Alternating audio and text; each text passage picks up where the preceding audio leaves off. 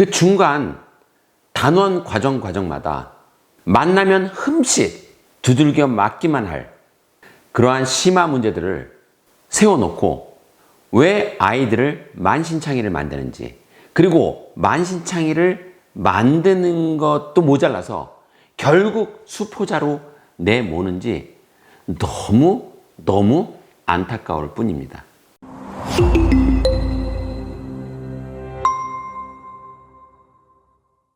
안녕하세요, 김필립입니다.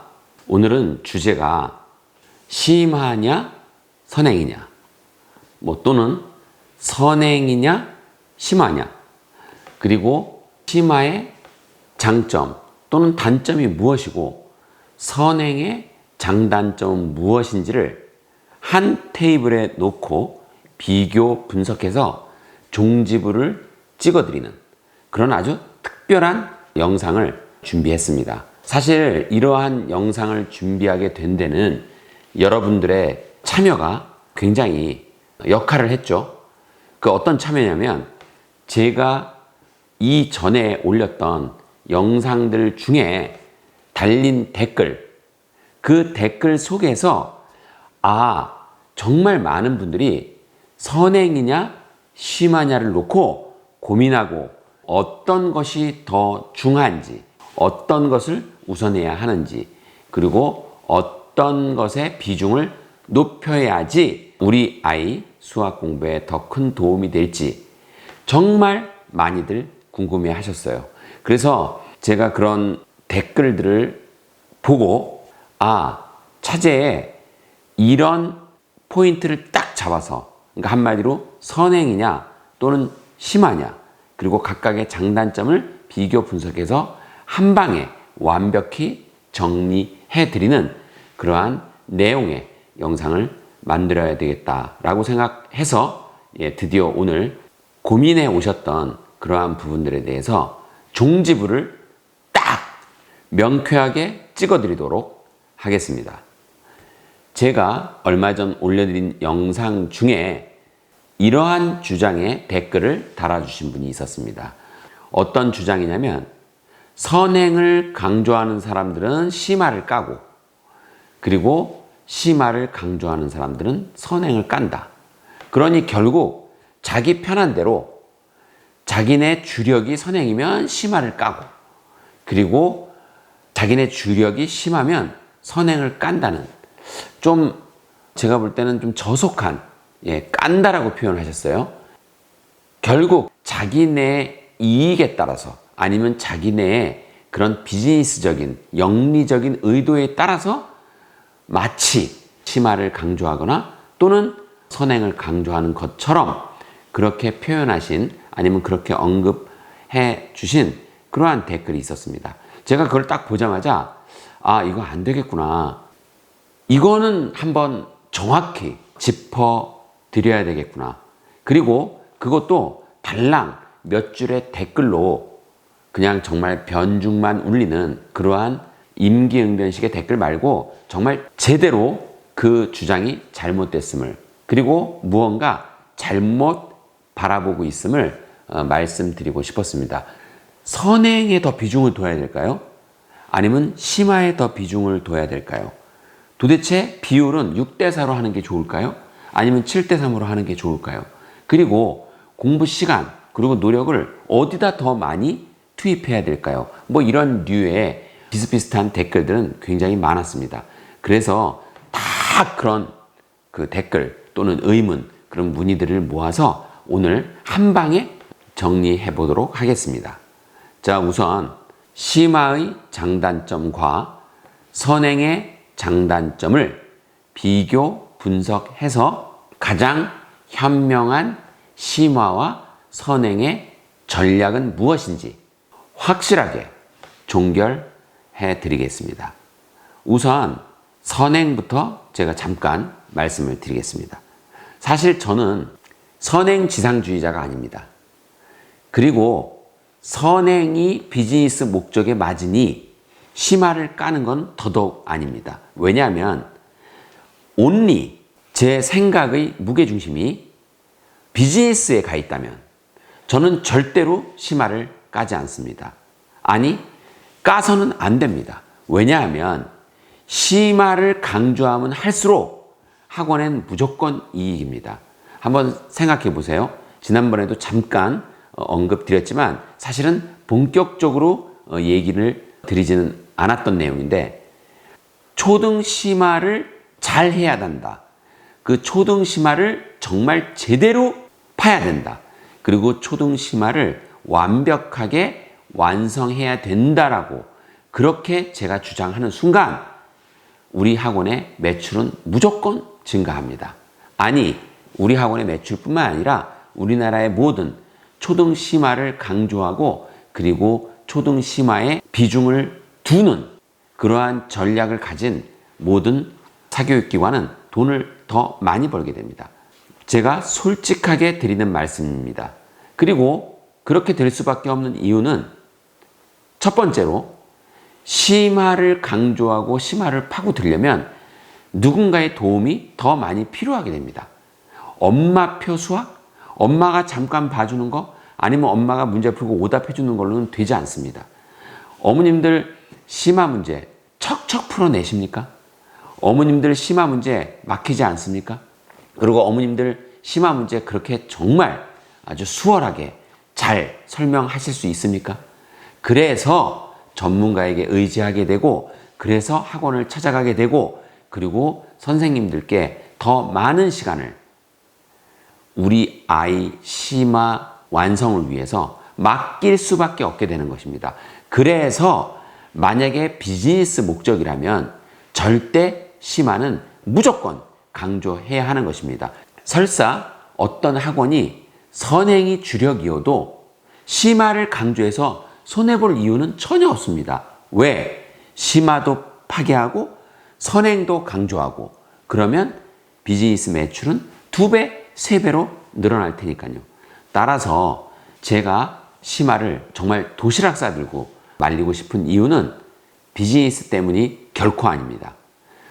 그냥 20여 년 동안 아이들을 가르치면서 보아온 아이들의 모습에서 심화를 강조하고 심화를 파괴하고 심화를 완성하게 만들려는 의도가 강하면 강할수록 많은 아이들이 수학 공부에 대열해서 이탈하고 낙오하고 그리고 결국 수포자로 빠져드는 그러한 예를 너무 많이 봐왔기 때문에 그걸 말리고 싶은, 아니면 그걸 막아내고 싶은 정말 절절한 충심에서 제가 심화를 제발 하지 말라고, 그리고 심화를 파고들지 말기를 그렇게 간절히 말씀드린 것입니다.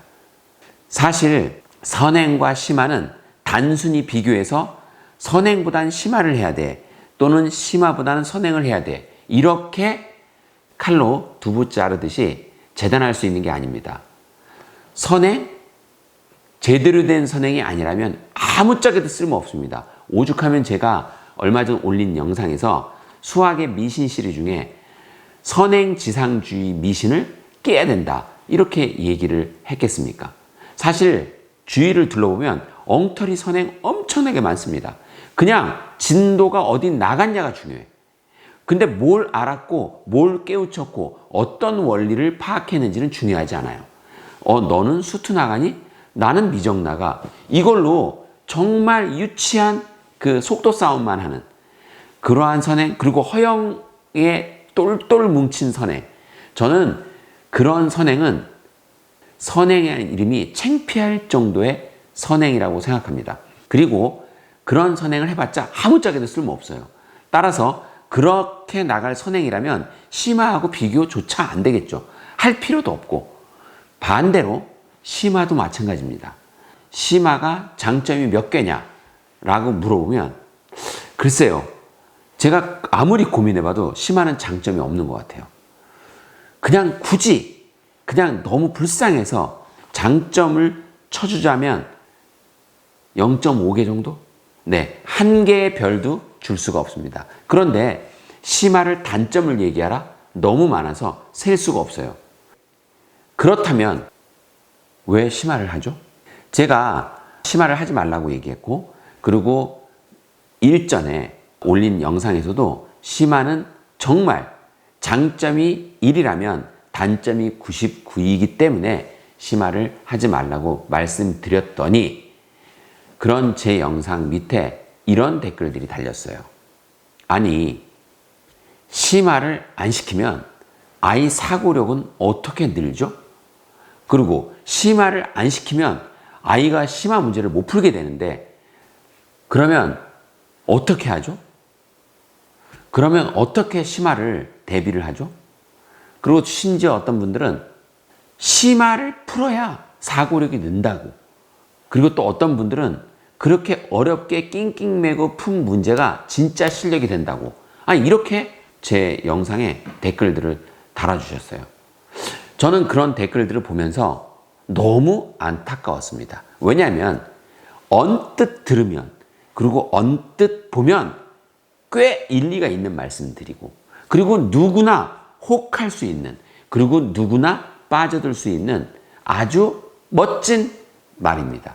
그런데 한꺼풀만 벗겨보면 절대 그렇지 않습니다. 한마디로 말도 안 되는 주장 또는 말도 안 되는 견해인 것입니다. 제가 바로 증명을 해드리겠습니다. 혹시 권투시합 보신 적이 있으십니까? 뭐 어머님들께서는 그렇게 누굴 패고 때리고 그리고 피 흘리고 이런 걸 보면서 즐겨 하는 분들이 많지 않으리라는 걸 제가 잘 압니다. 그러나 적어도 권투시합이 어떤 건지는 아시겠죠? 모든 분들이 알만한 권투시합으로 그런 주장들이 얼마나 허무맹랑한 주장인지를 바로 증명을 해드리겠습니다. 권투는 모든 사람이 동일 조건에서 싸우지 않습니다. 무슨 뜻이냐? 제가 그냥 간단하게 비교를 해드릴게요.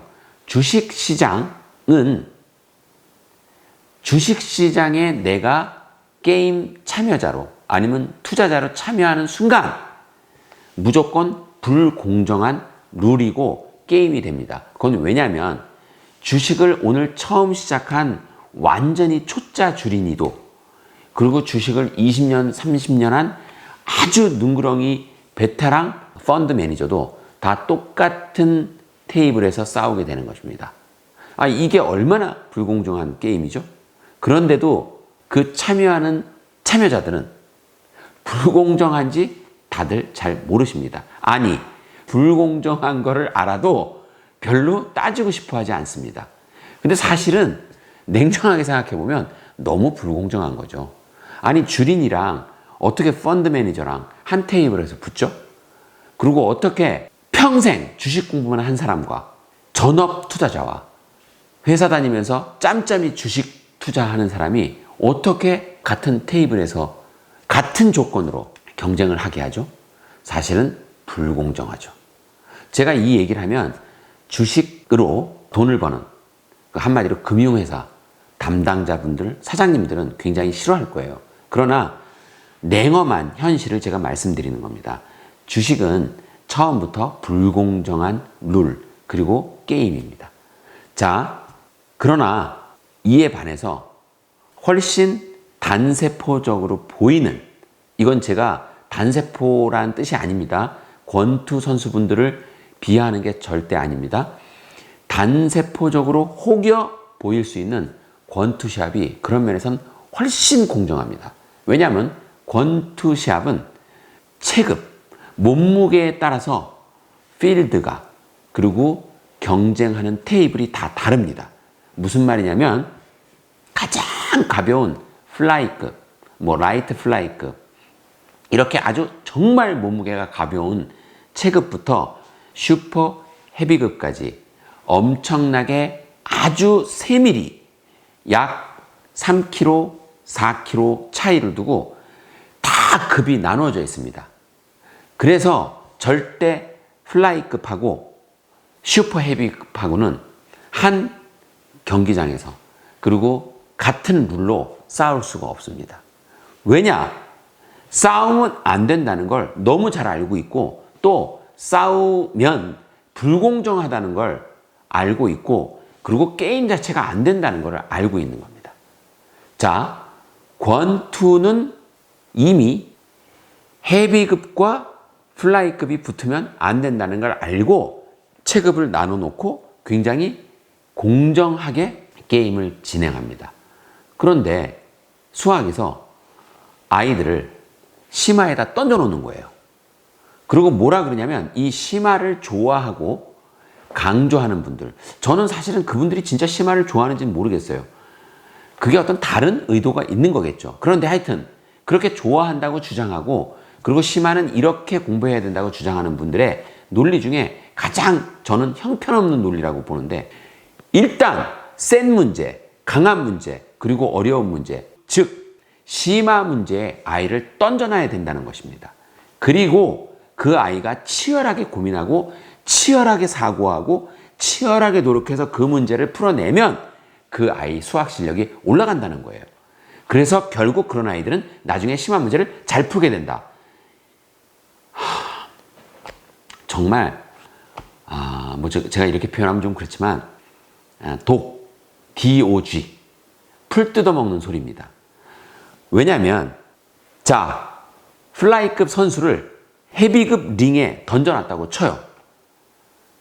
그래서 플라이급 선수를 마이크 타이슨이라는 헤비급 최강자한테 데려놨다고 앞에 딱 맞닥뜨렸다고 하죠.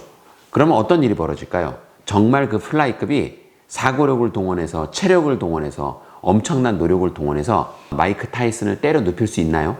그리고 만약에 정말 때려 눕혔다면 엄청난 능력의 소유자인데 이미 권투 슈퍼 천재 아닌가요? 물론 현실에서는 일어날 수 없죠. 똑같은 일이 수학에서도 마찬가지로 일어납니다. 무슨 말이냐? 심화의 링에 던져 놓으면 10명 중 또는 100명 중 99명은 나가 떨어집니다. 제가 퍼센트를 굳이 얘기한다면 슈퍼 천재만 살아남아요. 그런 아이들만 사고하고 노력하고 온갖 집중력을 동원하고 그리고 좌절하지 않고 끝까지 파고들어서 결국 해냅니다. 그런데 그 친구가 그 심화 문제를 그렇게 끝까지 파고들어서 해내서 수학을 잘하게 된 겁니까? 아니, 이미 수학을 잘하는 아이 아니에요? 마이크 타이슨을 이길 플라이급이라면 그 사람은 플라이급이 아니라 슈퍼맨인 거죠. 우리 아이들 중에 슈퍼맨이 몇 명이나 있죠? 우리가 그런 아이들을 뭐라고 표현하냐면 초영재 또는 영재라고 얘기하는 겁니다. 이미 제가 이전 영상에서 말씀드렸다시피 그런 아이들은 극소수예요. 없어요, 거의. 그럼 나머지는 어떻게 되냐? 자, 플라이급이면 약 48kg 언저리입니다. 슈퍼 헤비급이면 90kg 이상인데 게임이 됩니까? 싸우기도 전에 주눅 들어서 펀치 하나 못 날립니다. 무슨 뜻이냐? 아이들이 문제를 딱 보고 연필이 안 나가요. 그냥 머리가 캄캄해집니다. 생각해 보세요. 48kg 정도 되는 선수가 90kg 거국, 자기의 2배 되는 몸집 앞에서 전의가 생길 거라고 생각하십니까? 내가 한번 붙어보겠다, 이런 마음을 가질 수 있다고 생각하십니까? 정말? 그 엄청나게 잔인한 링에 아이를 던져놓은 겁니다. 어떻게 하라고요? 그래서 아이는 링 주변을 배회하고 도망갈 생각만 들고, 그리고 사실 도전다운 도전 근처에도 못 가보고 그냥 깨집니다. 그런 아이 보고 계속 심화를 던져주면 정말 수학이 늘 거라고 생각하는 게 그게 맞는 생각입니까? 그게 이성적인 생각입니까?